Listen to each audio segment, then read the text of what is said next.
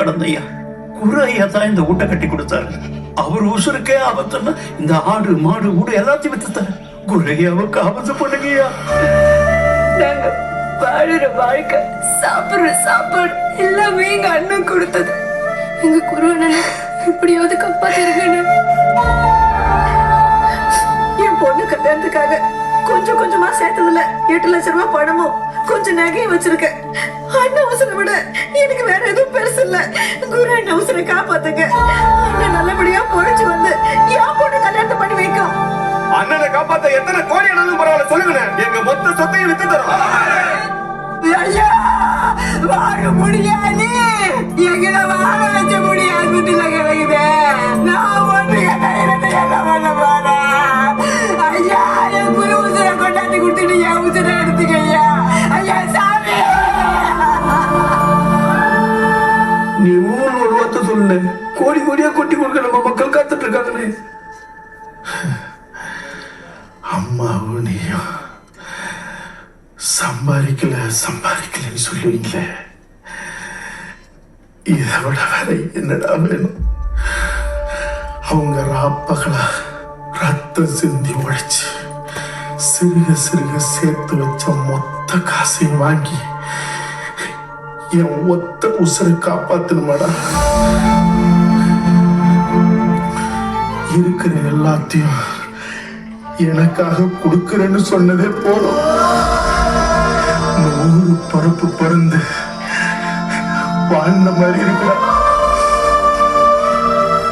தனக்கு ஒரு வேலை தர மாட்டான். நானும் ஒவ்வொருத்தரும் தலையை நீட்டி ஏன்னா ஒரு இந்த காலத்துல வீடு தேடி கோடி கோடியா வந்தது கூட பணம் நீட்டி உதச்ச.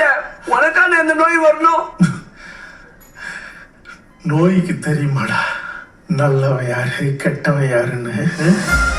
நம்ம சோரம் போகாம இருக்கிறது பெருமை இல்லடா, நம்ம மரபு, தமிழர் அறம்.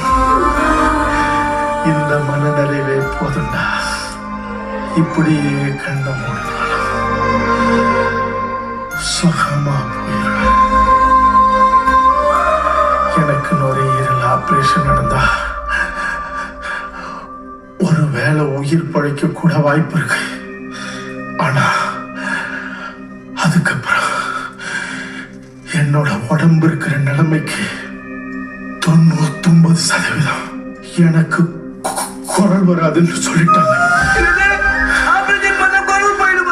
ஆமாண்டா, என் மக்களுக்காக இனிமே பேச முடியாது, அவங்க உரிமைக்காக குரல் கொடுக்க முடியாதுன்னா அதுக்கப்புறம் எதுக்குடா இந்த உசுறு? வேணாண்டா, போதும். இந்த வயசுக்குள்ள எவ்வளவோ வழிகள், எத்தனையோ துரோகங்கள். போதுண்டா. வாழ வேண்டிய வயசுல என் புருஷனை பறிச்சுட்டேன். எல்லாரையும் வாழ வைக்கிற என் மகனை என்கிட்ட இருந்து பறிச்சிடாத. மடி பிச்ச கேக்குறேன் சாமி. நீங்க எல்லாரும் நினைக்கும் போது நெஞ்செல்லாம் நடக்குதுல. எங்களை அனாதையா விட்டுறாதீங்கண்ணே. நாம இல்லைண்டா இந்த உலகமே இயங்காது நினைக்கிறது அறியாமடா. காலகாலமா இந்த மண் மொழிய இனத்தை காப்பாத்த எப்படி கரிகாலனும் ராஜராஜ ராஜேந்திர சோழனும் கிருபாகரனும் பெரியவர் அன்பரசனும் பிறப்படுத்தாங்களோ அதே மாதிரி ஒருத்த இந்த மண்ணை காப்பாத்த வருமானம் என்ன மாதிரியே சம